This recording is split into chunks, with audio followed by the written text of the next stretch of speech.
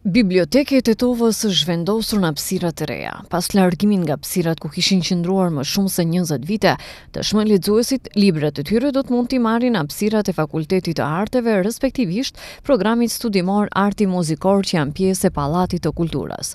Ndonse hapësirat nuk janë aq të përshtatshme, megjithatë pas insistimit të Ministrisë së Kulturës që të bëhet zhvendosje e bibliotekës dhe në të njëjtat hapësira do të hapet zyre Bashkimit Evropian, ku edhe aktualisht zhvillohen punime.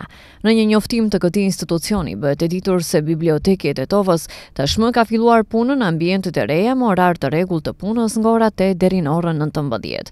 Në ndërkohë tashmë është në rrjedhën e sipër konkursi për përzgjedhjen e drejtoreshës së re në Bibliotekën e Tetovës.